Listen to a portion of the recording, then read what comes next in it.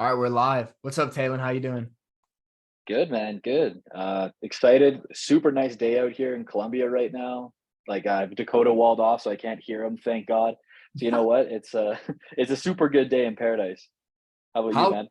I'm doing well, bro. Thank you for coming on. I appreciate it. How long ago did you get down there to Colombia with Dakota?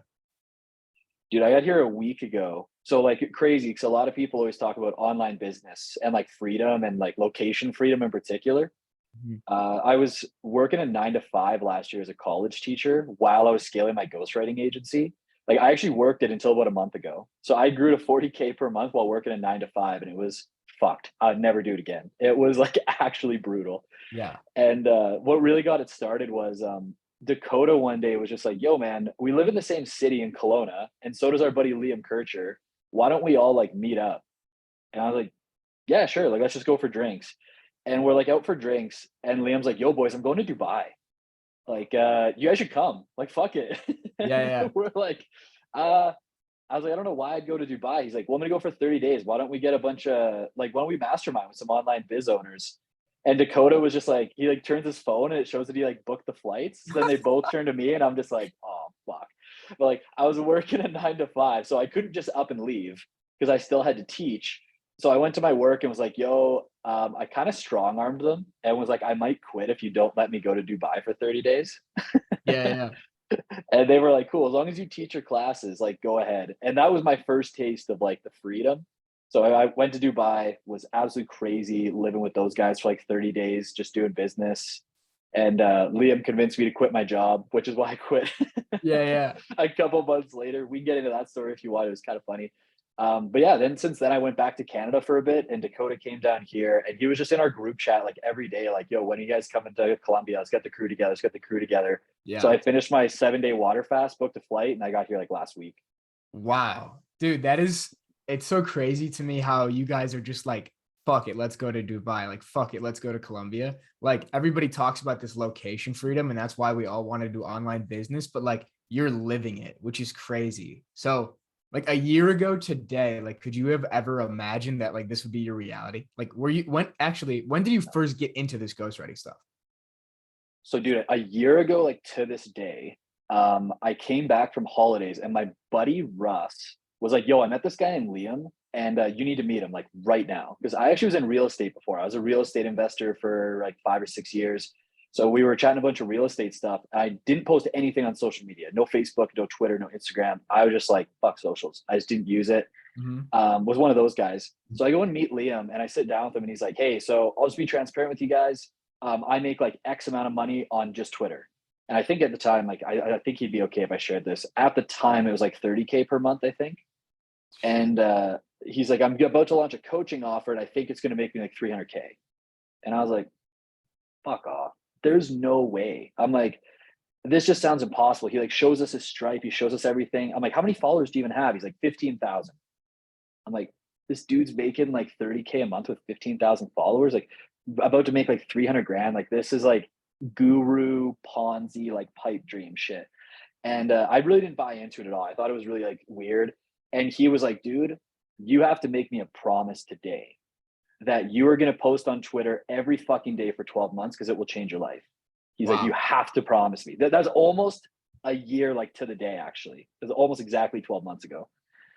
And I was just like, I don't know, man. I don't know. And then he's like, what do you even have to lose? Like, he's pretty good at sales. So he's like, what do you have to lose, man? Like, I'm like, hey, you know what? I'll do it. Whatever. I'll just take a leap of faith. I post a tweet. It was my very first tweet ever. And he's seen it and he's like, yo, that's awesome. You're actually doing it. I love it. He retweets it. And Dakota DMs me when I have one follower and says, yo, do you live in Kelowna? Because my profile picture was of a place in Kelowna. I'm like, I do. And he's like, dude, so do I. Like, what the fuck? That's so weird. Yo. And like Yeah. total fluke coincidence, right? He's like, yeah, and we chat for a little bit. I think he had like 40,000 followers at the time. He wasn't like as big as he is now, but he was still like quite well known in the Twitter space. And he's like, yeah, keep writing, man. If you ever have any questions, just like hit me up. I was like, cool. And it just snowballed, man. Like 3 or 4 months of just like consuming everything, like Modern Mastery from Dan Co, all the stuff from AOP, like all Dickie Bush's content. I just like binged it all for 3 or 4 months. Hit up another ghostwriter and was like, "Yo, I want to get good at Twitter fast." So can I write for you for free? And he tells me to fuck off. He's like, no. And I'm like, why not? We're gonna write for you for free, bro. And he's just like, well, I don't know. Are you even good? I'm like, send me a couple threads and I'll write them. Next thing I know, I'm doing 2 threads a day for this guy, which is crazy. I'm just new to Twitter. Like that was a lot of volume for me back then. Like it was hard. There's some nights I was up to like 3 a.m. just like writing this dude's threads. He would have like crazy demands where I would have my phone on and like at 4 a.m. he'd be like, yo, I need 2 threads in an hour. And I'm like, fuck. I just like wake up. I would grab my laptop from the side of my bed, like quickly throw them together and then go back to bed. Like, Was I did this that for like all was this all for free too at this time? all for free, man. All for Wow. free. I did not charge like anything for it. And what ended up happening was I was going to Panama with my girlfriend at the time, and I was bored as hell in the airport. It's probably like 4 or 5 months into my Twitter journey. And I almost never scroll Twitter. Like most people are like, oh, you got to be on the platform consuming it. Like truthfully, I almost never scroll on Twitter, even to this day. I just don't, unless I'm just like doing research for a client. And for whatever reason, this is probably like one of 2 times I've scrolled on Twitter in the past 12 months. I'm just scrolling, and Dakota's like, hey, looking to hire writers, like DM me. And I DM him, and I'm like, hey, you probably already filled the spots, but what do you think? He's like, yeah, I might have a spot for you in like a week. I'm like, perfect. I'm going to Panama with my girlfriend. Why don't I hit you up when I get back? I hit him up, and he's like, yo, I don't have any spots available, so I can't do it. And I'm like, fuck. All right, well, keep me in mind, man. I'd really love to do it. He even says to this day, he doesn't even know why he responded like this. He's like, the fact that I did that is so weird. He goes, you just wanted like become a full-time ghostwriter? I was like, yeah, of course. He goes, I could just coach you, bro. He Wow. just, I never asked for it. I never asked him for anything except to join his team. He's like, I can just coach you. I'm like, oh, have you done it before? He's like, yeah, for 2 other people. I don't offer it publicly, but like you seem pretty cool. And I'm like, well, I don't know what it entails. Like, do you want to hop on a call? He's like, sure. And this one, he was with Dan Coe in Austin. So Mhm. he's like out for a walk, like with his headphones in on his fucking phone. Like it's all crackly and shit. Like Yeah. not professional at all, right? And he's just like, yeah, man, send me this much money now. And like, here's kind of what I'll do. And then I'll like give you inbound leads for clients. What do you think? And I'm like, fuck, I'm Canadian. So it's expensive as hell because it's all to USD. So like, Mhm. 5K US, like 7K Canadian. So it's like way more for me. But I was like, fuck it, why not? I just like went all in, and like he coached me over the next 7 months while I was working a 9 to 5 and got to like 40K. And now it's like almost a year later. We just as of today hit a milestone of 50K per month and growing. And I'm just like processing it, dude. I'm like, what the fuck? Like, I'm like looking outside right now and I'm like, this fucking whack. Like, I've only Yeah. been a full time entrepreneur for 30 days. Like, Yeah. that's it. Like, this is so fresh and new to me. It's so weird. Dakota's like, yo, we should just stay down here for like 4 months. We're like about to go to Panama in 2 weeks. I got like this venture capitalist who's like, yo, you, me, and Dakota need to go for lunch. I want to chat business. I'm like, what the fuck is life, dude? I can't even process it. I'm just extremely grateful and like humbled. It's like, I don't even know. There's no words, dude.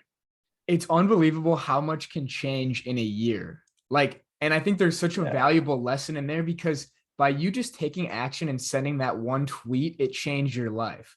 And what your friend Mhm. said about like what's the downside to it, like why not? It's so true because like what's the cost of sending a tweet? The only cost is like being judged by your friends and family and like coworkers and stuff, right? That's the only Yeah. potential downside. It's free to send a tweet. But since you Mhm. just took action and you were just like, fuck it. I think that's a common theme of a lot of successful people on Twitter. I'm realizing is they just have a tendency to just say fuck it and just go for stuff. So by you saying Yeah. fuck it and sending a tweet, Dakota sees you're in the same town, and then he's generous enough to be like, okay, this guy's like local. You know, he has like some potential. He seems like a cool guy. I'll just coach him. And now like your life is in a completely different spot. It's so fascinating to me, dude. Yeah, dude, it's crazy, man. It's super fascinating. Like I said, super humbling, still processing it. It doesn't feel like real yet. Mhm. Like I'm waiting to wake up from the dream. Yeah. But man, there's so much you said there that I want to touch on. Like the whole action, like when COVID first hit, I got to experience what it was like to be semi-retired because I was Mhm. working as a college teacher. They moved everything online, and my boss wasn't keeping tabs on me. So he's like, "Hey, as long as you get your work done, like I don't care how much you work per week." I was like, "Cool, that actually makes sense." So I systemized my job so I could work 2 days a week and make the same amount of money.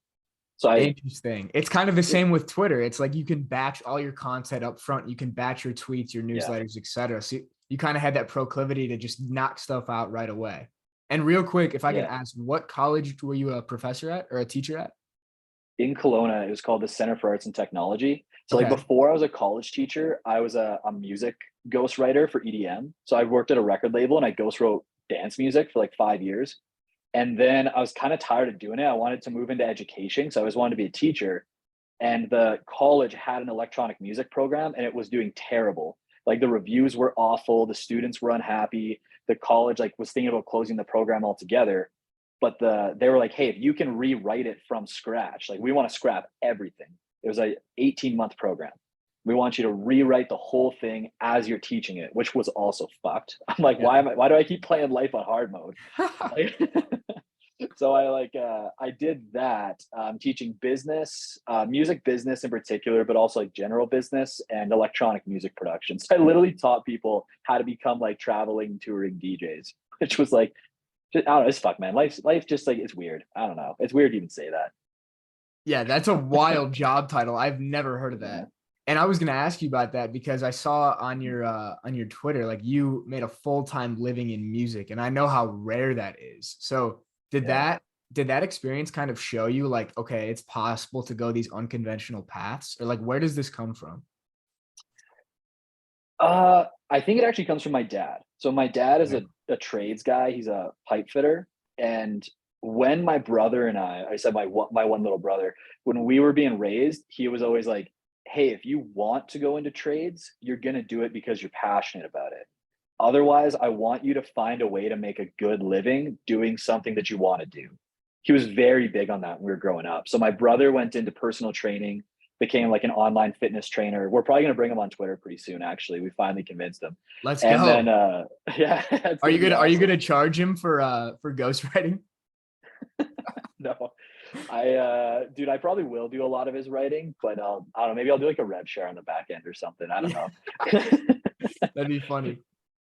But yeah, it came from my dad, and he was always like, just go for it. He wasn't like the kind of fluffy guy though. That's like, hey, just go for your passion, like do like live your dreams. He was very much like, hey, you can do creative work, but like find a fucking way to make money. Like Mhm. kind of like a hard knocks way of saying pursue your passion. So it's like, I ain't giving you any handouts. I ain't like paying for your rent. If you want to go and be a musician, you're probably going to struggle and it probably won't work, but I'll support you and you better find a way to make money with it. And I think like that's what, like truthfully, I think that's what actually helped me like scale the agency was I noticed that a lot of ghostwriters are even like are either really good writers and shitty business guys or really good business guys and shitty writers. And Mhm. I found that in music too. Like musicians were either really amazing musicians that wrote some of the coolest music ever, but they were so disorganized, couldn't like think of strategy and scale, couldn't manage a business, they never grew, or they were like perfect to manage the business, but their music was shit. And you very rarely find one person that's both. And I really credit my dad for being like, lean into like creative arts, but don't forget to find a way to monetize it. So like I did that in music, but not to the level of success I would have wanted. Like, dude, there was one time I was so broke, I couldn't afford food for 3 days. So I ate leftover lemons that my friends had there for their coronas. That was all I ate for 3 days because I didn't have any food. I was so broke as a musician. So Yeah. dude, I learned the hard way what it was like to go all in on passion and monetize it incorrectly and just like struggle for 2 years. It was brutal, man. Like barely paying bills, barely eating. I was shopping at dollar store for all my food, man. Dude, Like that's all I ate. that's so valuable for people to hear, even myself, because I've kind of started to feel this like hustling, like entrepreneur, like not having a lot of money mindset.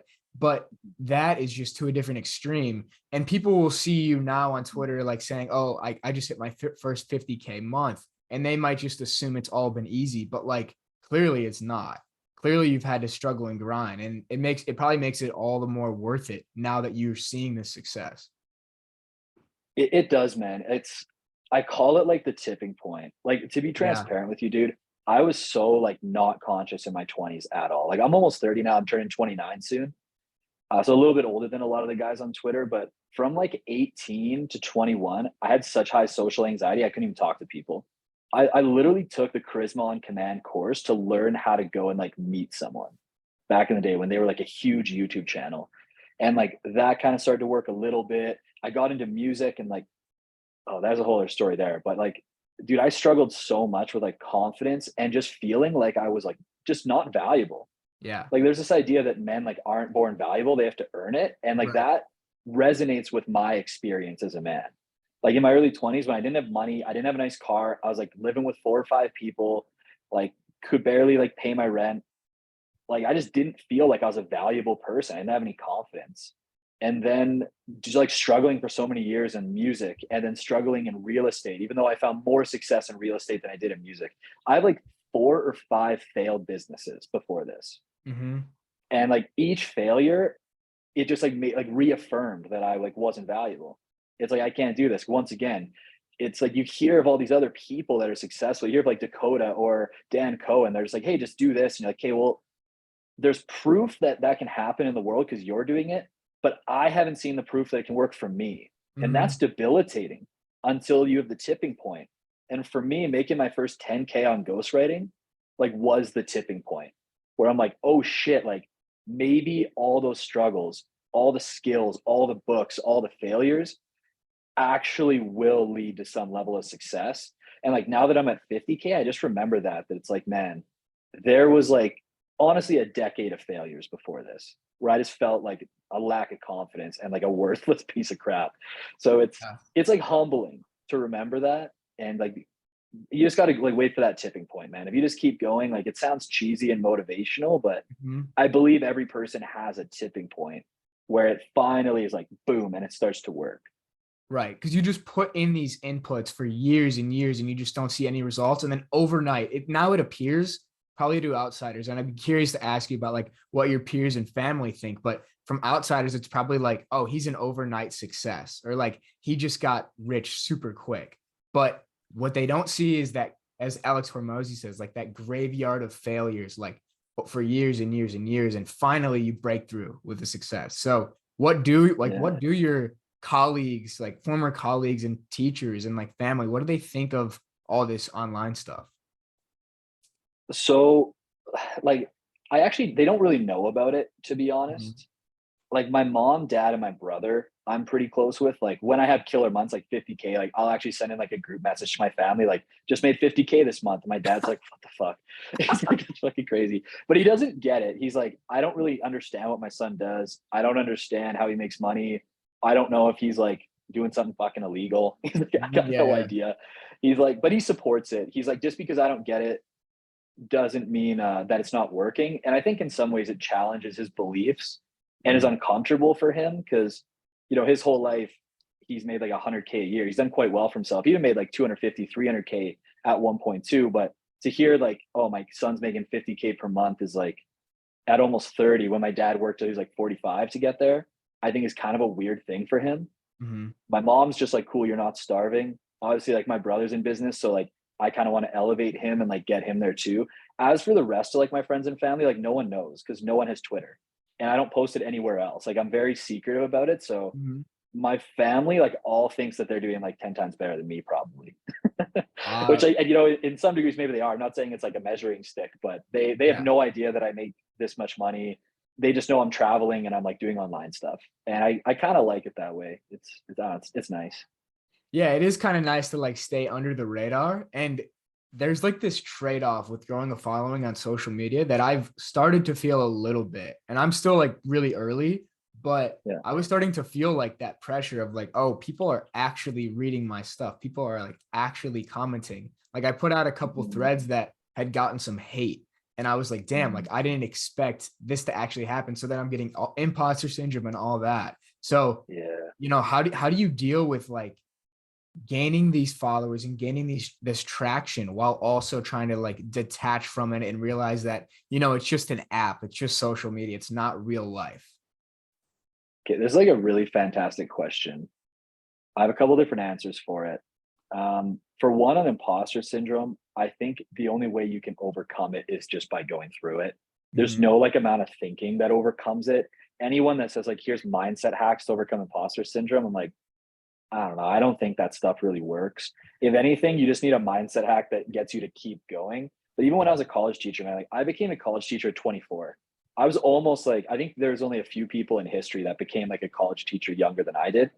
And like I had so much imposter syndrome. Man. Like I was walking in teaching people older than me. It was weird. Yeah. And I'm like, how am I qualified for this? But that really showed me that the value you can give is more important than your age and the results you currently have. It's all about value. So whenever anyone's like, how, like, what your question was kind of like, how do you not get arrogant, I guess, about the whole thing? Like, it's just an app. Like, is that kind of what you're asking?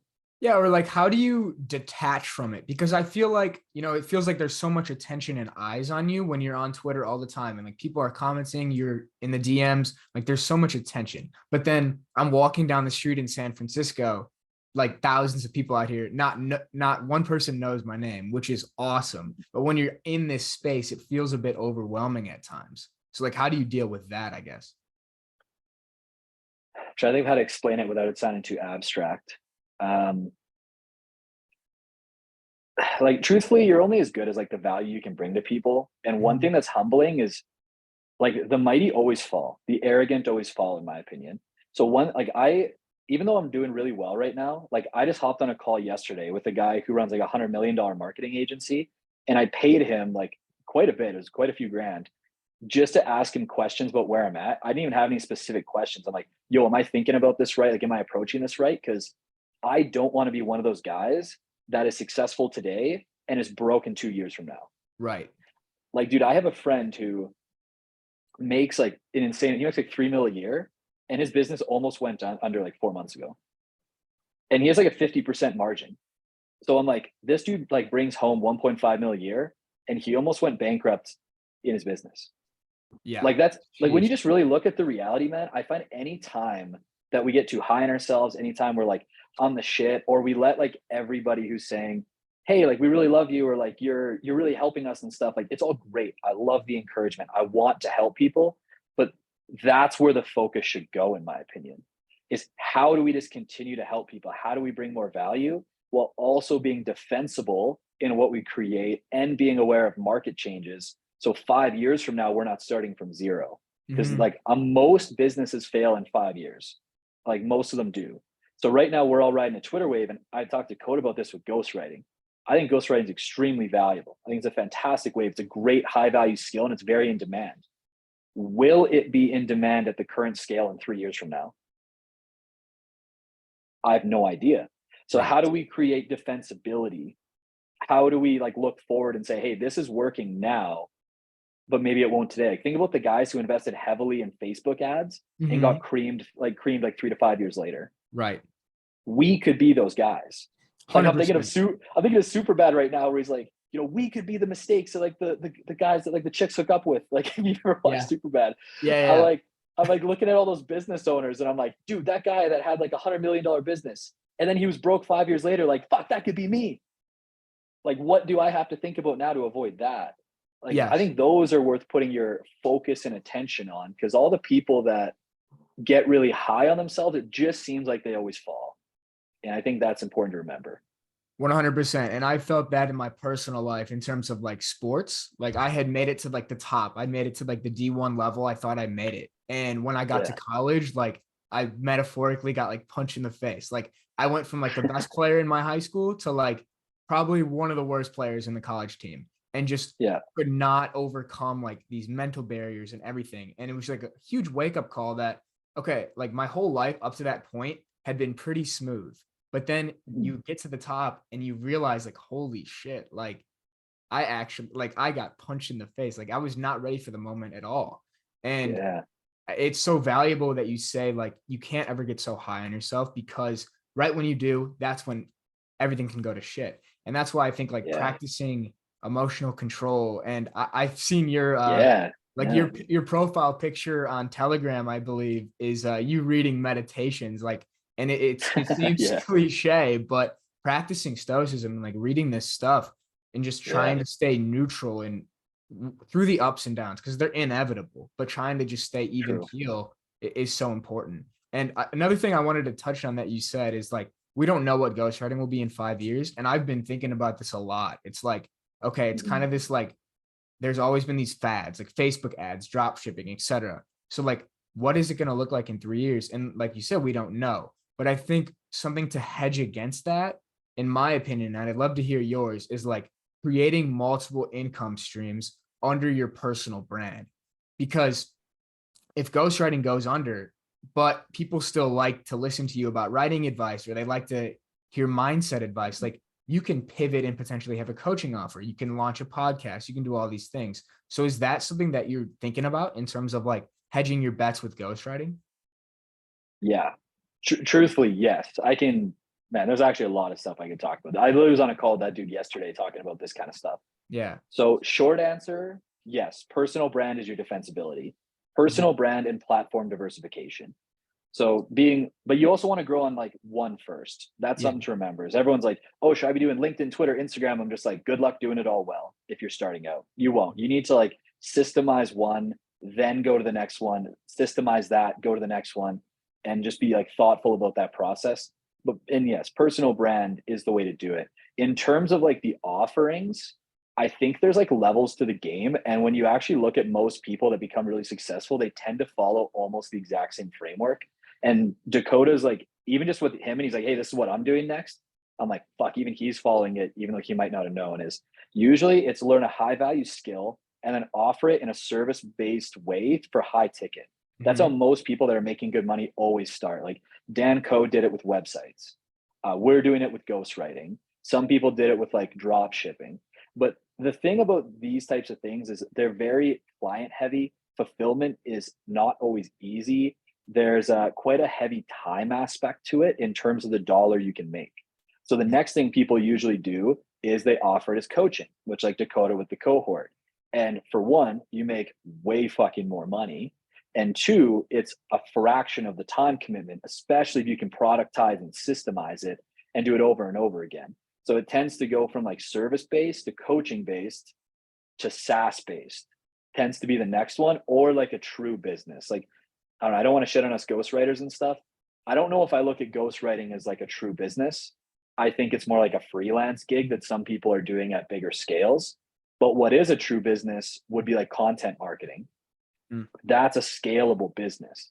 SEO is a scalable business. So it tends to be like businesses tend to exist in either like product marketing or what's the other one? Sales would be another big one, like product marketing, sales, like anything that generates revenue. Ghostwriting is essentially marketing. That's what it actually is. So if you want to turn it into an actual business, you'd probably become some form of a marketing agency. Then there's like sales agencies where you hire out high quality sales teams. Like you would start in service based sales, then you would coach people how to do sales. Then you would just take the people you coached, which tends to be how it works, turn it into a whole sales team, and then offer that to businesses for insane amounts of money per month or high commissions. And I think that's tends to be the route that most people take. So it's, whether it's SaaS or like some type of marketing agency, I think ghostwriting gets your foot in the door, gets you the connections. And then you start thinking, am I going to coach people next? I don't think that would be viable in ghostwriting. So I think Dakota is capturing a lot of the market. I think Dickie Mhm. Bush is going to be trying to get into it. It's going to become a red ocean, I think, in the next little bit for the coaching aspect. So personal brand defensibility, and then figuring out what the next move is and how you monetize. So kind of a long-winded answer, but I hope that helps. No, definitely. And it seems like with every step you level up in online business, you just gain Mhm. more and more leverage because at the Yeah, start, like if you're just a freelance writer, which is pretty much me right now, like my inputs are very closely matched to my outputs. Like I write one right. piece of content and I get like a certain amount back. But then you start Yeah, your own agency and you have people writing under you, you gain a little bit of leverage, like in a business. Then you right. build your own coaching offer, more leverage. You build a software that can work for you behind the scenes when you're not even actually working, more leverage. You build YouTube. So I think it's all about Right. just gaining leverage over time, but it's extremely Yes. hard to do at first. But the ultimate form of leverage, and Dan Coe is the greatest example of this, is like his personal brand.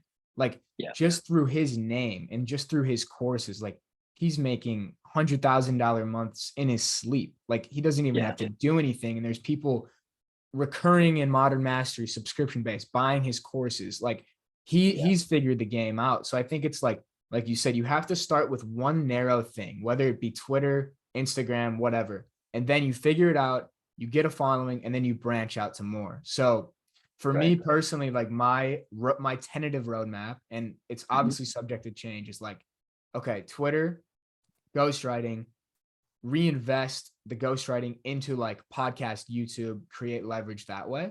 Yep. But I'm curious, like in for you, like, do you have any plans in the next year or so in terms of like what's the next step? Tons, man.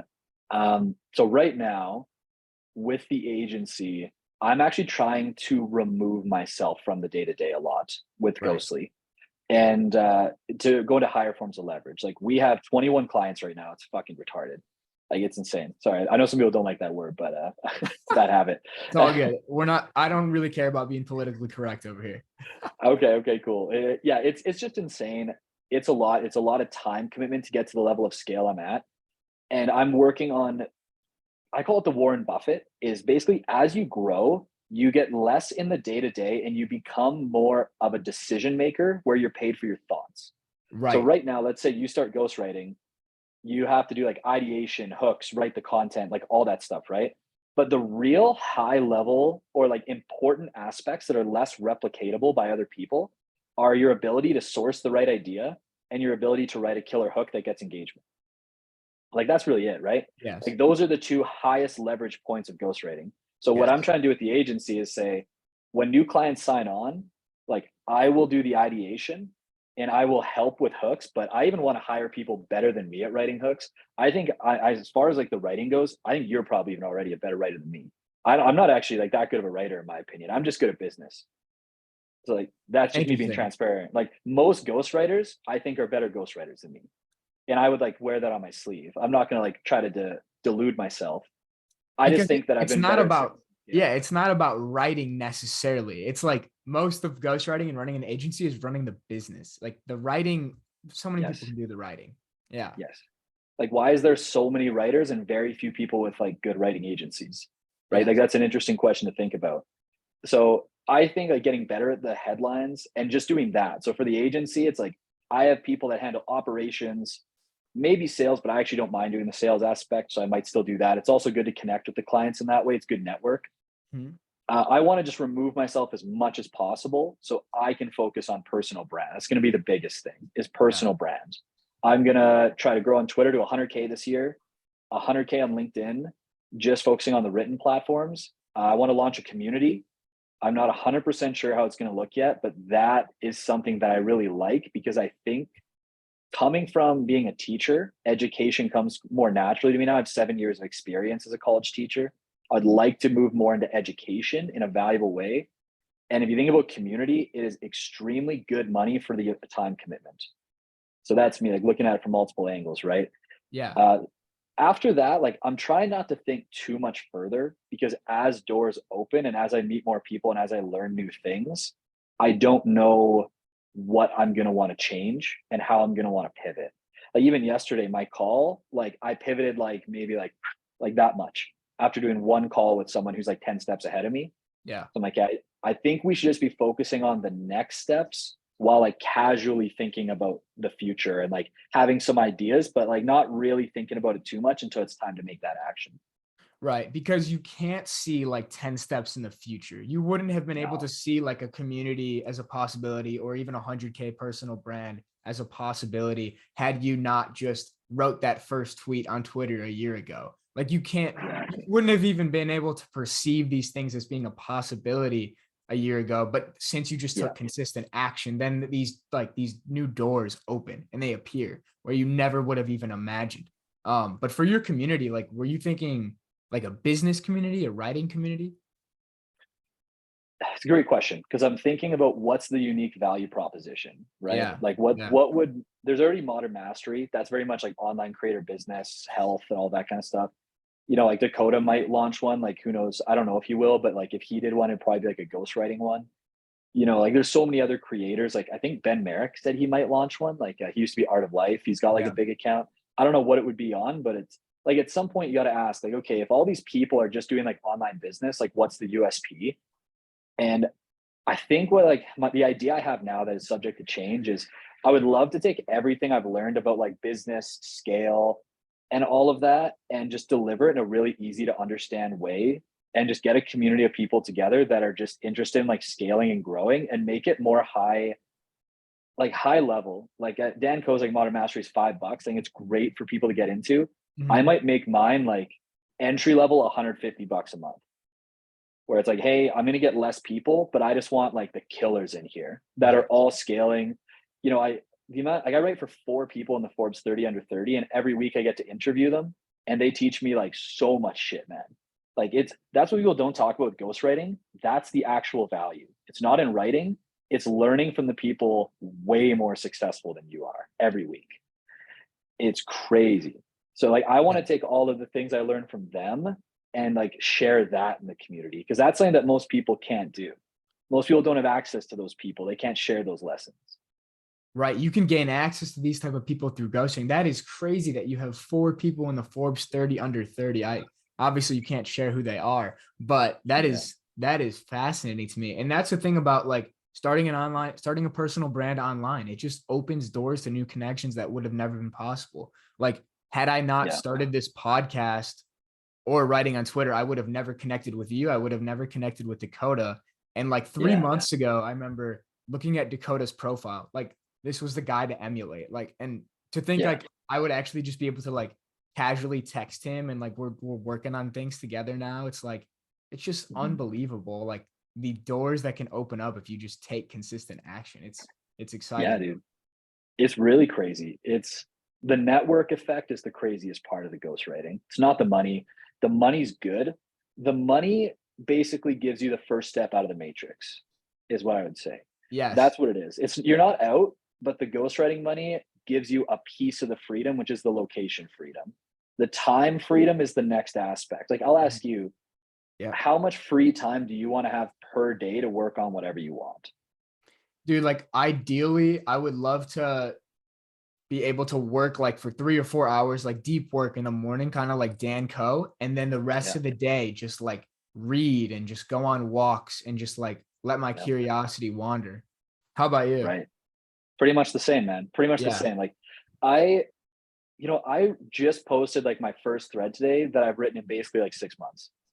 Like I was so busy with the agency and working a 9 to 5, I didn't Mhm. get to focus on my personal brand.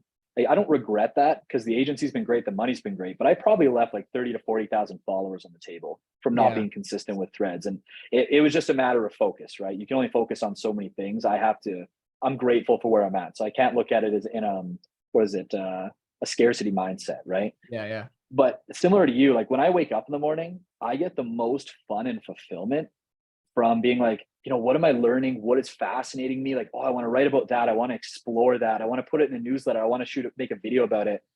That shit like gets me excited. Yeah. And right now I'm working on my agency like 9 to 10 hours a day. So Yeah. that like location freedom, great. Finances, doing better than I've ever done. Time freedom, not good. I don't like there's ways to get it back. I can hire an ops manager and I can remove myself a little bit, but that depends on the quality of person I can hire. Mhm. So if I can't hire someone quality and pay them what they're worth, I can't retain them and I can't get quality talent. So Right. my ability to do the ghostwriting agency and buy my time back is dependent on the amount of money I can pay a quality person and create a culture fit so they want to stay long term. Because otherwise I'd remove myself, and if they quit, then I need to like hop back in and I lose all my time again. Yeah. So you've already kind of answered the question. The true time location out of the matrix freedom is personal brand. It's the only way to do it. Aside from scaling something really big and having heavy amounts of delegation in a market that is resistant to change over a long period of time. Like if you really think about it, like it's really the only way. Like I know like Sahil Bloom makes like $5,000 per newsletter. Yeah. He, That guy's killing the game. he's killing it, man. And like that's just from like people in my network. I could be wrong on the numbers, but that's what I've heard. And he sends 2 a week. So you got to think like this dude's making fucking 10 G's a week off of an hour of work. Yeah. Fuck, man, that's crazy. That's the game right there, where Mhm. you wake up and you're like, I'm covered just from sending a newsletter. And then someone pays you to like go on a podcast, and then people pay you for ads, and you're just like creating content. That sounds like the best amount of freedom. So I'm asking myself right now, or if you're talking about the next year, what am I planning? All I'm thinking about is how do I get the lifestyle that I want and the location freedom for the least amount of time put in, Right. and that's what I need to do. Yeah. That's the next step. Yeah. And one thing that I think I'd like to hear your take on this. So we're learning about this Mhm. in school, and this is kind of a benefit to being in school. I hear about like actual business startups and stuff, especially in this Yeah, entrepreneurship program. And a CEO of a startup here in the Bay was talking about how like Netflix sacrificed a little bit of profits in the present moment to build for the future, whereas like yeah. Redbox made all the money at first. So I kind of want to relate that to ghostwriting. Like, is there a possibility in your mind that like it's smarter in the long run to sacrifice a little bit of the client work for ghostwriting? Maybe don't scale it as much as you possibly could because you can always take on more clients, but then it's more time. So like what if you cut that in half and then use that other half of the time to build the personal brand for future? Because the personal brand will last your whole life. The ghostwriting might only last a couple years. Precisely. You're thinking about it the right way, and that's essentially what I'm doing right now is I'm like, what clients can we drop? What clients should we double down on? Like there's some clients that we have rev share with. Like we made one client $500,000 in 30 days on Twitter. And so then I was like, holy shit. Like I can ghostwrite for someone for even like 10K a month and have like a 60% margin, 40 to 60%. But what if I just like did rev share and made someone 300 grand at 30% rev? Yeah. Like now we're talking fucking good money. Like now it's like for amount of time put in. Like what if we just had 3 or 4 of those clients? Like obviously there's other things to think about with that we don't have to get in the weeds on with like how long will those clients stay? Like do you have solid contracts? Will they just leave you and like go to a different model once they make a bunch of money because then they don't have to fork out 30%. There's a lot of like factors to consider there, but you're thinking of it the right way where it's you kind of go all in and you sacrifice a lot of time in the short term. And then you start to ask yourself, what scale do I want to hit? And that's such a good question. Such a Mhm. good question. Yeah, Because because you the can always bigger, chase more, right? It's like, oh, like I'm seeing these numbers, like I just want to keep getting more and more, but like when is enough enough? And that's a crazy question to ask, given like you were eating lemons like 3 years ago or some shit, right? Like it's like, yeah, how much is enough? that's exactly it. And it's different for everyone, right? Like everyone has different goals. Like I got this one friend who he just like loves power and growth and money. Like he wakes up in the morning and he literally is like, time to grab a fucking bag. Like let's make some coin. And like it's authentic to him. Like it's not like he's not some like evil dude or like some person with bad values. Like that just fires him up. So he scales and scales and scales and he wants to like sign for acquisition.com and like scale with Hermosi. Like that's his goal. And he's like so passionate about it. Yeah. I've scaled my agency to 50K and I'm sitting here and I'm like, I don't know if it's worth it to go any further. I'm already thinking that. I'm like, we have the resources and the clientele to get this to 100K, but I don't know if I'm willing to pay that cost. I Hmm. don't know if those sacrifices are worthwhile for the life I want. Like, I don't think that's the right thing to do. And another thing to consider is that as you scale, you always take on more risk. Because if like team members leave, like, then how do you continue to fulfill? You have to train. It takes a while to train people. Can you create the culture fit so people don't leave? Like, man, I've had 2 people, 3 people leave my team just to like sign in Dakota's cohort, right? Yeah. Like I took the time to like nurture some of these guys from the ground up. Like they had almost no followers when I started. Like took the time to train them, like get them good, make them priority writers. So like my 3 best writers just left my team. So like think about that. Like Yeah. when people just say like, "Oh, just delegate, get your time back," and then you're like good to go. It's like, well, for how long? Like people talk about like doing it once. People rarely talk about sustainability. Hmm. So like those are things to consider too. So like the risk to profit to time, I think everyone needs to like sit on and think like what vehicles are going to give me that. Where like how does that work for me in the lifestyle that I want? It's a very interesting question, very valuable question to ask, I think. Yeah, and it's interesting how like there's just so many levels to this shit, dude. Like 3 months ago, Yeah. I was basically like, okay, how do I even make my first like dollar online? Just trying to figure that out. And now I'm trying to figure out like, okay, I need to sign my first client. And then there's just Mhm. levels to this game. But something that Naval talks about is like getting so good at the game that you can step outside of the game. Yeah. And that is what is so appealing to me. It's like having complete time and location freedom. So like, I don't know, you're 28, you said. So let's say like 10 years from now, like let's say you have your money and everything. Like what does your life look like in your mind right now? I don't know if it's the right question to ask because it's too far out. Right. I like where the question comes from. I just don't know how valuable it really is with things changing that much. Like when you think about how much stuff can change in a year, it's interesting to ask that question. And like things change and you adapt, man. Like here's the thing. When I was working as a college teacher, I'm like, dude, if I make 10K a month, I'm like good. And now I make 50K a month and I'm like, how do I grab 100K in 60 days? Mm-hmm. Like you just start to like, you just adapt to it. And it's not a bad thing. You do have to know like when enough is enough, but it's things just change, like passions change. Like I never thought I would really enjoy traveling that much. I was like, I'm more of a homebody. And now I'm out on the road and I feel more inspired than I ever have. So now my vision's completely different, Mm-hmm. right? Like I think looking 1 to 3 years out is really good. I know like some long-term goals, like I would really love to have a family. I would Yeah. really love to be present with my family. Like do a bit of Yeah. backstory here. My dad sacrificed a lot for my brother and I. He worked a lot. And my mom told me this one story where I was maybe like 2 or 3 years old and my dad had to miss my birthday. And I didn't understand back then because I was so young. He called from work. He was out of town and he says, happy birthday. And I didn't even talk to him because I was so mad because he wasn't there. Yeah. Like that story really hits me hard when I hear that. And I'm like, fuck, when I have kids, like, am I going to do that to give my kids opportunity? Am I not going to be there for their birthdays because I want them to have a better life than me? And because I want to like provide like a stable household? Or am I going to leverage what I have, the knowledge and the expertise? And am I going to like actually be present with my family and with my kids and like with my future wife?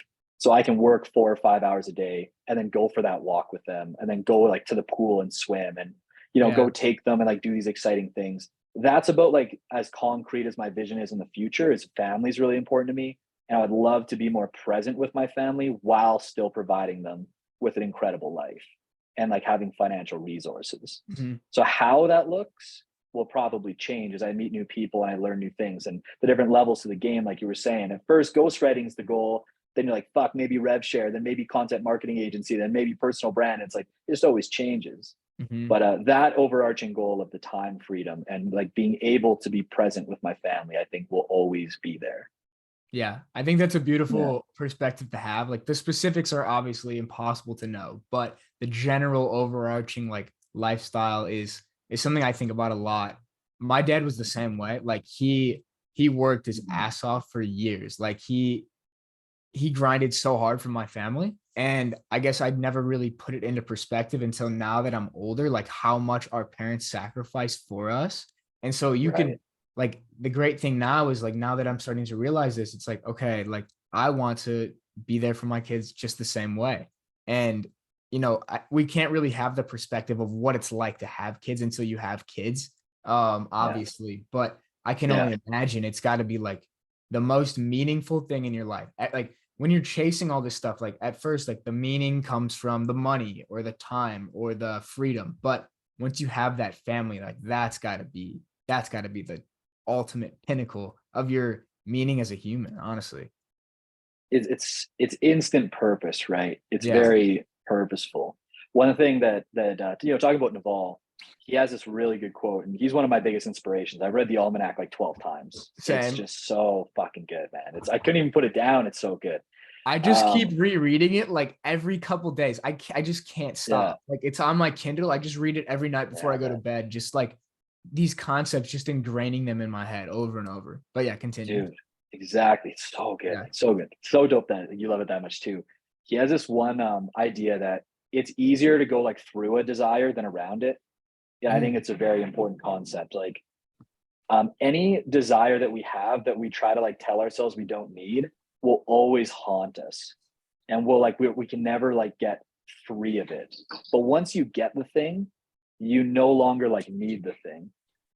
This dude, Dakota just walks in here and starts taking his clothes off, all dramatic, like he's stripping. For real, I, that actually just happened. I'm Yeah, not boy. surprised. Yeah, boy. But it's with going back to that like desire, it's like the Are money. you on a podcast? I'm on a podcast, bro. I thought you were on a call. No. We got What's Jack up? in the house. This is going on YouTube right here. It's going on YouTube, man. Shirtless Dakota. There you go. He's about to go for his walk and gym sesh. Otherwise, he owes me $200. Oh, you got the social contracts going? We do, yeah. Love it. Yeah, I was working out during his ghostwriting cohort yesterday. That's why I turned my video off. I was like working out in the room while I was listening to it. Leveraging your time. Leveraging the time, man. But yeah, back to the desire. Like, you know, when you don't have a lot of money, it's very hard to say, I'm just gonna like relinquish the desire to need money. Mm-hmm. It's just like it's so much harder than people think. Like people are like, no, I don't need money. Like I'm okay off of just like 5K a month. I think most of those people are kind of fooling themselves. They would like secretly desire more money. Now that I'm at like 50K a month, like that desire is just not here Yeah. because you adapt, right? Yeah. And as long as you check yourself, you don't start desiring dumb shit, I would say, like, you know, like, I really want to buy a Lamborghini one day. Not because I want the status, but because ever since I was a kid, I've always loved the Lambo. And almost no one knows what it's like to own their dream car. Yeah. But I want to like actually know what that's like to be like, I got mine. Right. I might even only own it for 3 years and then I'll sell it. Cause like at that point, like I won't have the desire anymore. Mm-hmm. But that's just it. Like I almost look at my next path in life as what desires do I need to check off so I can feel more at peace? Mm. You know, like do I have the desire to maybe like impress people? Okay, where does that come from? Is that because I feel like I have a lack of status, a lack of money? If I could overcome that desire, then I'd be more at peace in the present moment. The money one's a big one. The girlfriend's a big one. The family life's a big one. For some people, the house and the car is a big one. I almost look at like this stage of my life as how do I just cross as many of those off so I can just live in the present moment and be happier with like what I have today and not wish I had more tomorrow. Yeah. I'm in a very similar headspace. And it's actually funny because this morning I was doing like a January recap journaling session just because I was like, you know what, I've been in this new spot for about a month in San Francisco. And my goal for the month of January was like, I just want to grow a following on Twitter. And I thought that's like all that I cared about. And now that I've kind of grown this following, it's like, damn, like it doesn't even mean anything to me right now. So it's like we just get we have our problems. Dan Coe talked about this in a video recently. He's like, your purpose is your problem. Like you every morning you wake up and you solve that problem, and then there's new problems that are going to present themselves. So like February, my new thing is like, all right, I want to scale my ghostwriting agency. And right now it's like I have that desire to make this money, but once you get it, obviously it's satisfied. And then once you satisfy all these desires, then you can live present. But I think the challenge is like trying to live presently throughout the entire process, throughout the entire journey. Very hard to do. Very hard, man. Like, this is something that I've thought for a while, and this idea doesn't resonate with very many people. So I must not have found a way to package it correctly. But, you know, I'll run it by you. Is, you know, as a guy in my early 20s, I actually think, or at that time, like the best thing you can do is eliminate as much unnecessary suffering for yourself as possible. You want to remove as much of the things that you didn't choose to suffer through as you possibly can within your power. So like, for example, let's say that you really struggle to like go get a girlfriend and you're overweight and chick's like, I want someone who's more fit. Well, that's within your control. That's an unnecessary suffering that you're going through. Yeah. So if you just get more fit, now you don't suffer in that way. Same with the money is like, like I don't have enough money, so I'm struggling to eat what I want to be healthier. That's like a form of suffering, and the desire will alleviate the suffering. But if you choose the right actions today, you can actually alleviate a majority of the things that you don't have to suffer for. Like they're basically optional sufferings. And your purpose can start to be more about service, fulfillment, and presence, and less about a lack of. So it's like moving from, oh, I lack a good body. I lack, resources. I lack the house. I lack the network. I lack the friends. And it starts to move more to, I have everything I need. What do I want to give? And I think there's an interesting transition that we can make. And for me, it'll be in my 30s. Yes. Like I've overcome all of the unnecessary suffering I have to do. And now I'm going to suffer for the things that are worthwhile, that I choose to suffer for. You know what I mean? Yeah, no, it makes complete sense. And it kind of goes back to what you were saying earlier about like, as a man, you're not inherently born with value. Like you have to become someone of value.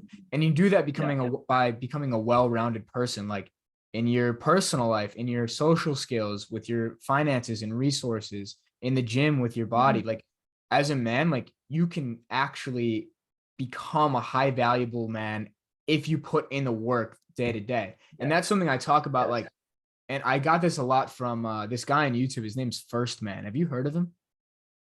No, I haven't heard of him actually. super interesting guy. He's a self-improvement YouTuber. I just got into him recently. I've been like binge consuming his content, but he talks about this concept called the male advantage. And at first it sounds like misogynistic, but he doesn't mean it in that way. It means like as a man, like your value in the dating market is determined by your resources, status, money, looks, etc. And Yeah. as a man, you don't peak in those categories until you're like 32 to 36. And so from those Yeah. years on, like you can live your dream life. But the problem is most people, and I was in this mindset up until like this year, like that your 20s, your early 20s, like late high school, early college, like that's the pinnacle of your life. And you should just enjoy it and party and live it up while you can, because everything's downhill after that. But in reality, the people who are able to use their 20s to build their body, build their business, build their mind, build their social skills, they're the ones who are going to live the greatest lives from their 30s on. And that's what he talks about in this concept, like the male advantage. Yeah, dude, that's huge. Like you just think about it as you either think, okay, I'm in my early 20s, the best time of my life is now, and then it's gonna get worse. Yeah. Or you think like life's just gonna get better every year. Yeah. Like which one is just a healthier, more useful belief, right? Mm-hmm. Like it's so much more useful to be like, I think every year my life could be a little bit better. Exactly. Like, fuck, man, that's empowering. Like, I don't want to think that now that I'm getting close to 30, my life's going to get worse. Like, in my experience, my life has gotten better every single year, hands down. Like, and that just comes down to our choices today, right? Like, what we Exactly. do today is going to determine how we feel 1 year, 2 years from now. Exactly. Like, we all have that choice. Right. And it's like Yeah. sacrificing a bit in the present moment for this future date, but doing so while still enjoying the present moment is something that I'm trying to struggle with, because in college right now, like obviously people have a great time going out, partying, etc. And I think there's definitely a time and place for that. But to do uncommon things later in your life in your 30s and like really have this freedom and live this life with your family that we're talking about, I think that through your 20s, you have to act differently than everybody else if you want a different outcome. Like you Yeah. can't be the guy who's going out 4 times a week getting blacked out. You can't be this type of party person. So it's like Right. this sacrifice, but it's learning to enjoy it too. Yeah, exactly. Like it's the like A Man's Search for Meaning is one of my favorite books of all time. I don't know if you've read that one. It's About half of it.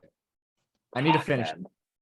That book just like rocks me to my soul, and just like the whole Yeah. idea of finding meaning in the suffering and like finding something worth suffering for, I Mhm. think is just so powerful, man. Like so powerful. And like one of the things you said that I think is really important for the modern generation to understand is like, you know what the paradox of choice is? No, Have you enlighten heard of me. it? So yeah, the paradox of choice is that people think freedom is in choices when it's not actually true, because the more choices you have, the less happy people tend to be with their choices. It's like when you go to a Okay. restaurant, imagine if there's only 6 things on the menu and you look at it and you're like, I know that I'm going to like this one the best, and you're happy with your choice. Or Right. if there's 100 things on the menu and you're like, what if I would have liked this better? Or what if I would have liked this better? And we Yes. really see this in today's dating market, especially social media, like opened it up to the whole world. And now everyone has this paradox of choice of, okay, well, if I choose to date this person, like what if I would have been happier here? And what if I would have had this? What if I would have Right. had this? But one thing you alluded to is once you get clarity on what you actually want, a lot of your choices are automatically made for you, which sounds deterministic, but it's true. If you want to have a good body, there are a certain number of things you have to do, or you Yes. will not get that outcome. Yes. Like, there's certain desired actions. If you want to go like get a girlfriend, there's certain things you have to do to get the desired outcome. If you want to build a Twitter business or a personal brand, there's certain things you have to do to get the desired outcome. So once you get clarity on what you actually want, which is step one, and you're not just doing what your parents told you to do, society told you to do, or what your friend circle is influencing you to do, when you strip those influences, you'll realize that there's really not as much choice as you thought there was. There's Mhm. just a very narrow amount of choice in a specific domain to get the result that you want. It's I just think it's really important for people to understand. Like you don't have as much choice as you think. You know what I Yes. mean?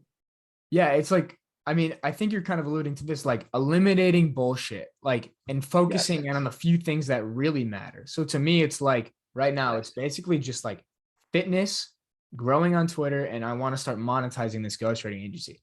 Anything else is a Yes. distraction. Like Yes. it's very easy for people to be like, oh, like what club should we go to this weekend? Or like there's so many choices of things to do on this day. Like what bar should we go to? What restaurant? What movie should I watch tonight on Netflix? But if you're just so centered in on your goals and your vision, like those choices get minimized. And it's like, okay, like I'm I know what I'm gonna do tonight. I'm gonna read and go to bed early because I committed to the gym the next day. So like having those Yeah. clear goals is like it eliminates decisions. I love that.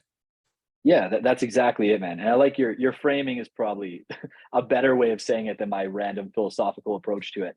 But it's true. Like a lot of it, everything else is a distraction. And I think a lot of people take this too seriously. Like I was watching a YouTube video the other day, or maybe it was a short or something, and this fitness guy's like, I'm just cutting out all my fucking friends. Like I just don't have time for shitty people or people wasting my time. Like they're just a distraction. It's like, well, like you don't really have to shit on them, man. It's just that you have different goals.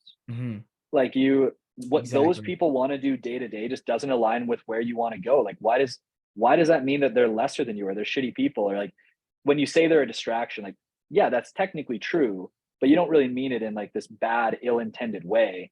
Because for somebody else, that might be their purpose. Mhm. But like you're so right. Where like those sacrifices become meaningful. The distractions that you shouldn't be spending your time on become more obvious. But it all starts with clarity. And people, I've noticed like getting closer to 30, my friends that are not willing to truly like just go all in on something and commit, because like commitment tends to be talked about in terms of relationships, but it's talked about in terms of purpose as well. Like it applies. Mhm. Like you're committing to becoming a personal brand, and there's sacrifice that comes with that, but it's meaningful. Like anyone who isn't able to commit to like an idea, a path, a goal is always going to be like anxious and aimless with Yeah, their life, and that's just not like a good fulfilling life to live. for sure. Yeah. And with you traveling around and like you're in Colombia, like you're traveling the world right now, how are you minimizing distractions and staying focused while still enjoying it? It's shockingly easy because of the people I have around me. Like Dakota and I, the past 7 days, we've been in this Airbnb Mhm. and we've left once to go for dinner. Like that's it. Like we wake up in the morning and we're literally, because we're like all about like right now we're making money. We're in money acquisition mode. We're in impact acquisition mode. Like I'm doing more impact personal brand. So we wake up, we look at each other, we're like, time to grab a bag. Like let's go. Yeah. And we just get to work. And I find when I'm back home and people are like going out for lunch and they're like doing all this kind of stuff, it's easier to be distracted. Here, I'm just like on calls with guys like you. And it's like, we're building personal brand, talking about that. I'm hanging out with Dakota where he's sitting there working. Like if our buddy Liam comes down, like he's going to be working all day. Like that environmental influence is so important. Like Mhm. don't try to fight it. Just hang around with people that are naturally doing what you're doing. So you just start doing it more. Yeah. And it just happens, man. Like I don't know. We don't have any FOMO. We're not like, we should have gone out tonight, or oh, imagine all the places we could have ate. It's like we're just focused on our work, and it's awesome. We go to bed happy, fulfilled, tired, but like in a good way. Right. You're kind of Yeah. locked in and doing this monk mode thing. I love it. But Yeah. it's so important like who you surround yourself with. And when the people you're surrounded with are doing the same thing as you, it just gives you so much more clarity on what you're doing. Like Mhm. Matt Mick, right? I think he was one of your writers. Yeah. Yeah. He's one of the guys that left me. Damn. Yeah, that's tough. Fair. You got to be happy when people do that, though. There's like Yeah. a bittersweet thing to it. It's like it sucks, but also like I'm happy this person's going on to do like their own things, and he's gonna do great. He's already a better writer than me, so he's gonna do fantastic. But sorry, go on. Yeah. Well, yeah, my Yeah. point was kind of like similar to you and Dakota. Like you guys are a different level. Like you're literally living in the same place, like probably talking about this stuff all the time.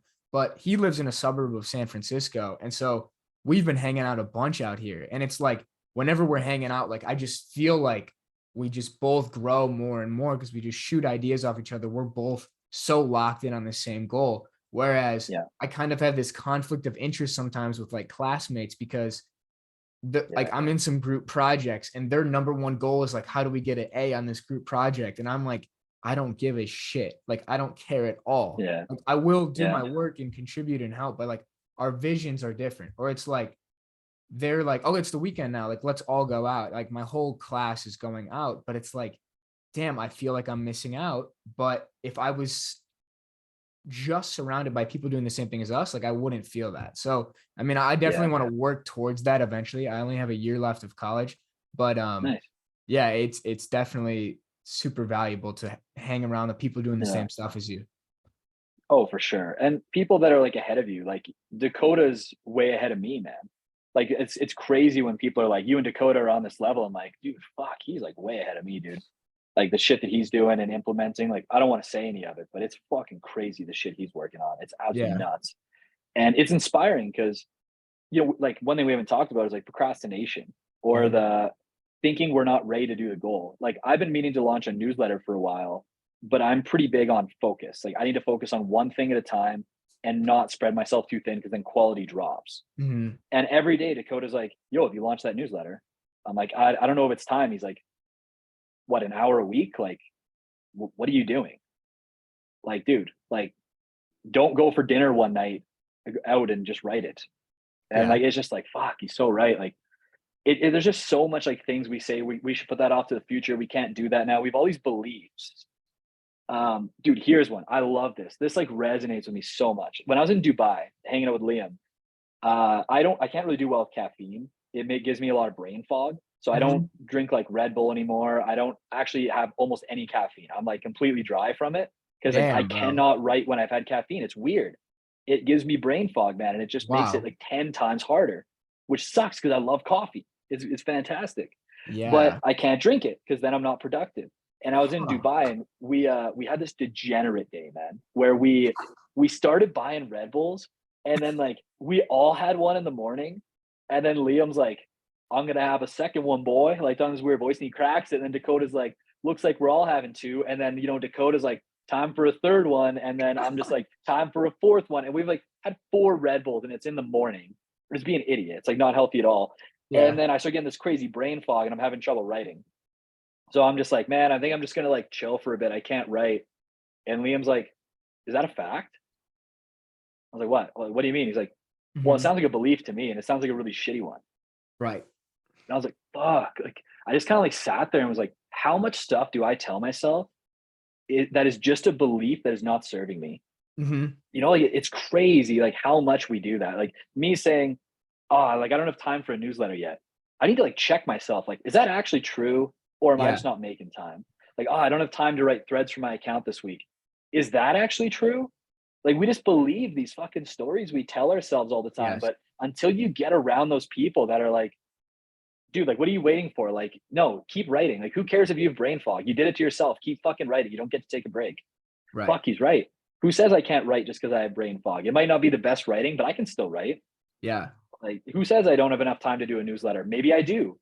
And maybe it's true. Maybe you don't actually have enough time. The important point of it is like questioning that stuff and really like checking yourself on those beliefs. You know what I mean?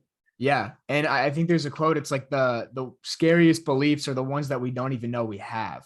And that's why it's so Yeah. important to have those people around you that are going to question your beliefs, because sometimes we're Yeah. blind to our own beliefs because we're biased, we're self-centered, we have emotions that are clouding our judgment.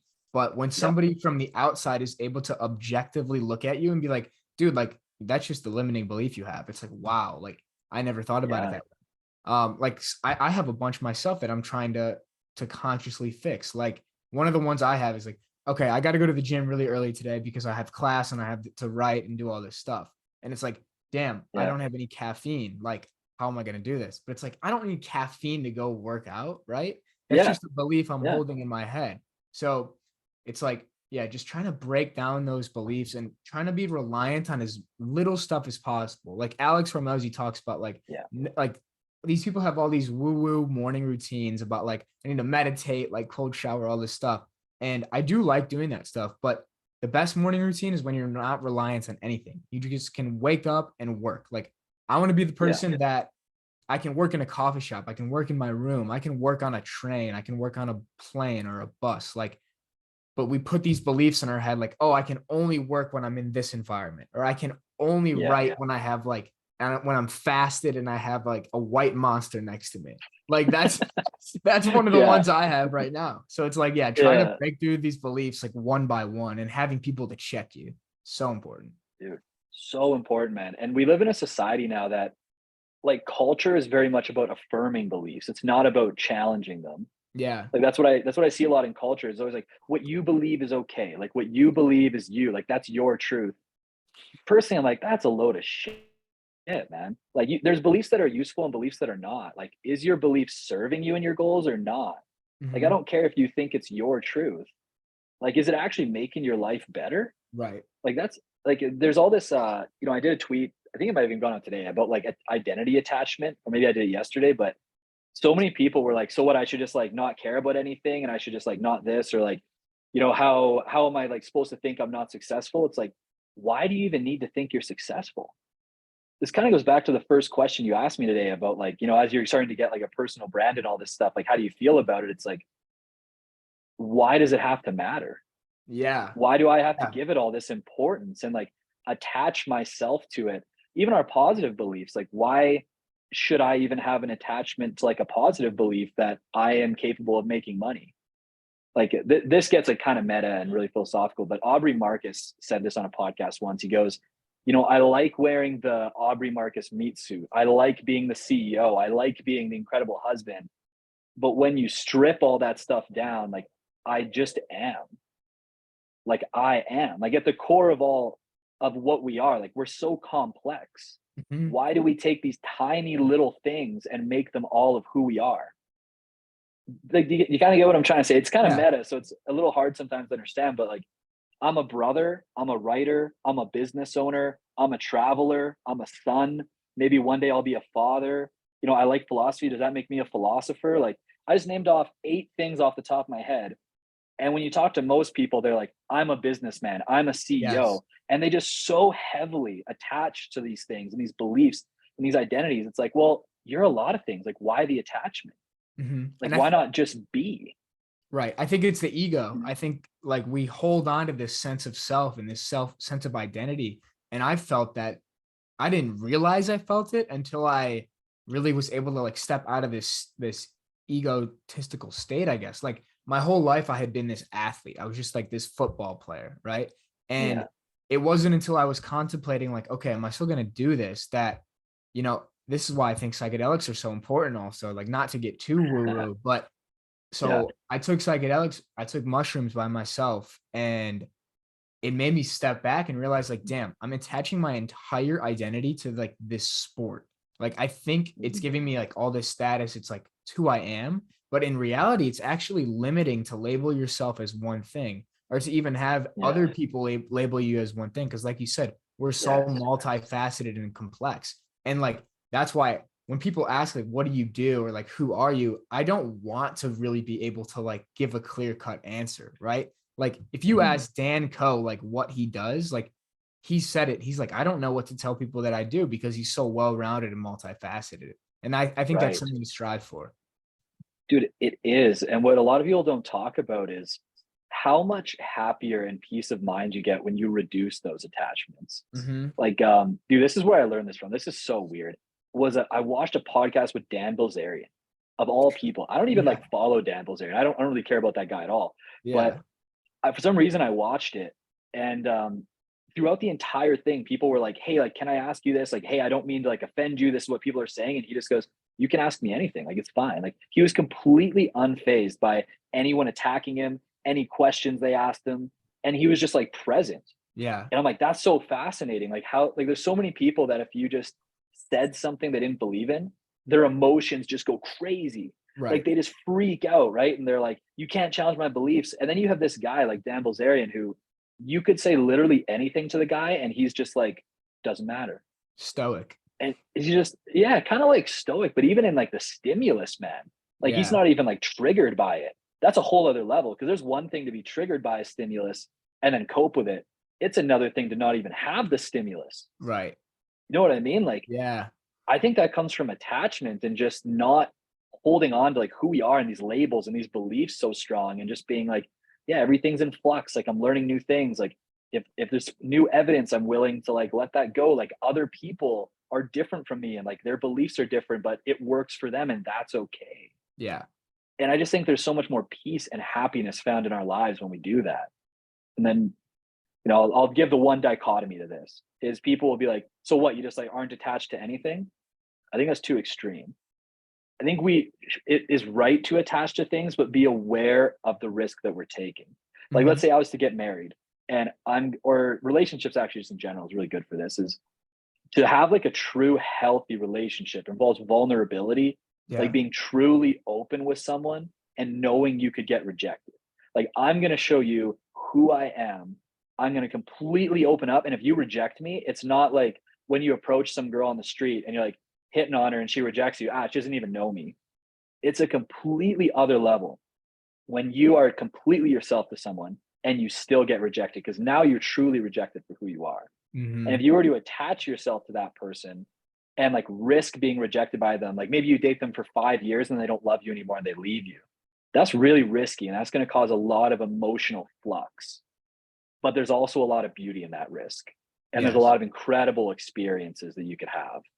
So I think there's definitely value in attachment. I just think people are attaching to really dumb things. Yeah. Like, to be honest, that's kind of the whole idea of the subtle art of not giving a fuck by Mark Manson, isn't it? Like, stop caring about dumb stuff. Like, Right. attach to things that truly matter and be willing to lose and sacrifice for those things, knowing that it's meaningful. Like, I think that's really fucking cool. Yeah, no, I totally agree, dude. And I love you have so many good mental models and like frameworks for looking at the world. So I guess the last question, I know we've been going on for a while here, but last question is like, would you ever consider potentially writing a book yourself? I tried it once. I did. Um, I'm one of those people that's like super obsessive. My ex used to be like, "Don't call yourself that. It's so unattractive." I'm like, "I am though." Like, whenever I'm really into something, I just am like fucking all in. So I Yeah. couldn't sleep, and it like took over my life. I was still working my 9 to 5. I'm open to it if the right time comes and I have the right idea. I don't know if you're aware of how like Mark Manson and them wrote their books, like him, James Clear, and Morgan Housel, who wrote The Psychology of Money. They actually split tested every chapter on socials and newsletters. Fucking Really? genius, man. Genius. So many people are like, I have a book idea, so I'm just going to write it, and I think people are going to like it. They went as far to say, every chapter that I think people will like, I'm going to write about it on socials and newsletter first. And only when something gets a lot of engagement am I going to write that chapter. That's why those Interesting. books are so fucking good.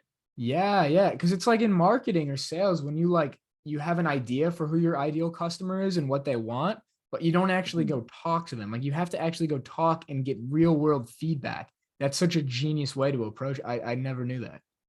Yeah, man. Like James Clear, I was listening to him on a podcast. He goes, I originally wanted to write a lot about deliberate practice and how when you sit down to practice, it's not about the hours you put in, it's about how focused and intentional you are with the hours.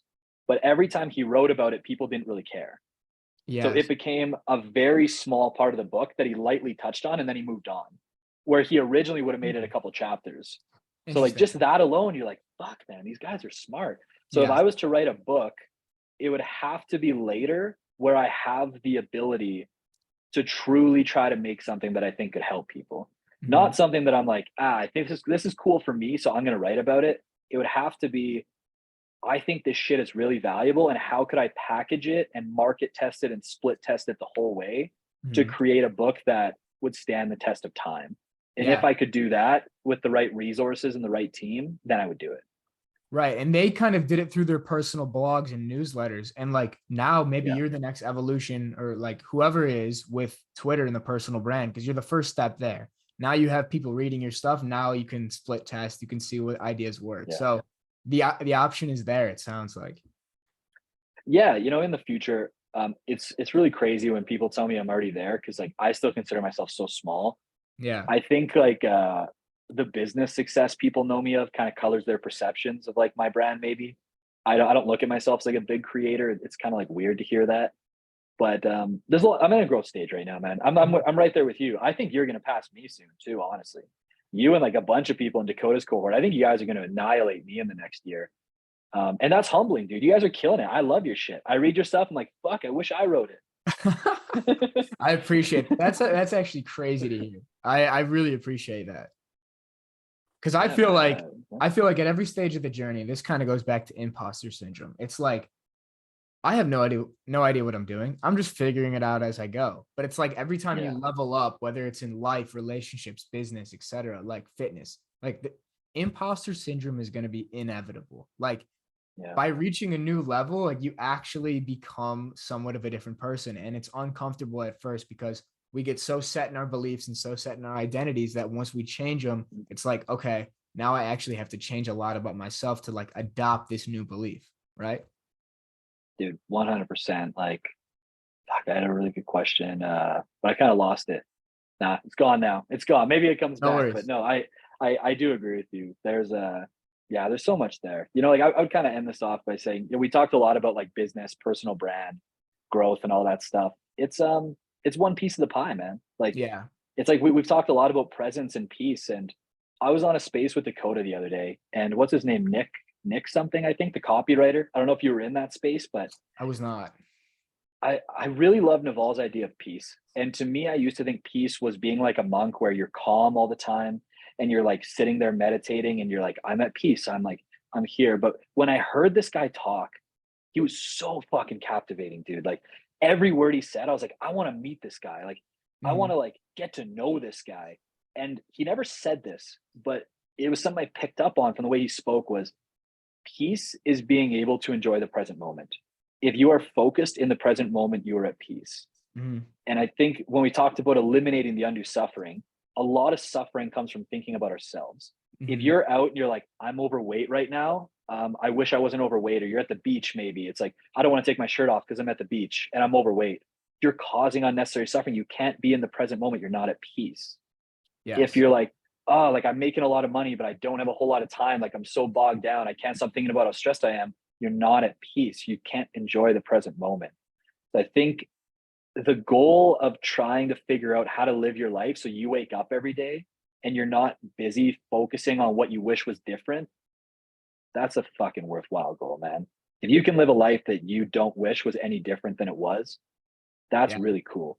And that Yeah. doesn't mean you're not improving. People misunderstand that. They're like, well, you should always be improving. It's like, of course you should, but you can improve not from a place of lack, but just for the fact of like, that's being human.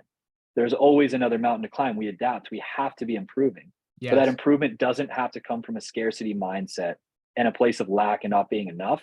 It can come from just playing the game of being human to play the game, because Yeah. that's what it means. You know what I Yes. mean? Yeah, I think that's a great place to end it off. You're reminding me of Naval right now. Like you're speaking like him a little bit. But dude, this Fuck. was a really cool conversation. Like super insightful. I learned a ton just about like how your mind works and like where this game leads to. So I really appreciate you coming on here. This was sick. Dude, appreciate you having me. Dakota's like, I literally asked him, I said, who is like the biggest account next to me on Twitter? And he goes, Jack Moses. He's like, 100%. He's like, Jack Moses is in 12 months going to be one of the biggest accounts on Twitter. And he tells it to me every day. And I finally was like, okay, who the fuck is this guy? So I like looked you up and I was like, oh, fuck, he follows me. That's really cool. So then I was like, I hit you up. I'm like, dude, I need to talk to you because like Dakota cannot like say enough of your praise. Like he says you were like the shit, like one of the dopest dudes on Twitter. So I'm really honored that we got to chat, man, because I definitely look up to you a lot too. That is mind blowing to hear because like just a month ago I had like 1,000 followers, and not that the followers Yeah. matter, but it's just like hearing that from him, who I used to look up to, like as this like celebrity figure, like that's mind blowing. But I gotta keep going, just focusing on the inputs every day, and then we'll see Yeah. where we're at in a year. I'm excited to see for both of us what this next year looks like. Dude, me too. It's gonna be really exciting. I'm stoked that we connected, and I'm just stoked to see what we both do in the next 12 months. Hopefully, Yeah, you'll be out here with Dakota and I pretty soon. If hopefully, you, bro. dude, if you have summer break off from school, you got to come fly out and stay with us for a bit. We're gonna do like a Twitter house. 100%. That's actually so funny you said that because right now the plan is to live with like Matt and like Josh and Tyler and some of these guys in some South American country. So Yeah, there we we're go. gonna have to stay in touch about it. That'll be sick. Yeah, we'll kick Josh out of there, but yeah, let's do it, man. That'd be sick. Yeah, Damn. I gotta stop like ripping on him. I actually love Josh. He was one of the first people I brought on my team, and he's an absolute beauty, and that's why I rip on him so much. But sometimes I feel bad, so whenever I rip on him too much, I give him leads. You give him leads, dude. Yeah, Yeah, that guy is hilarious. Like he's one of the genuinely like most funny accounts I follow on Twitter while also giving a ton of yeah, value. Like he's great. yeah, dude. He's awesome. I absolutely love the guy. To hang out with all of you guys for a month would be fucking legendary. So That let's would make it be. happen. Let's do it. Sick. Well, I appreciate you, bro. Cool. Yeah, you too, man. We'll chat again soon.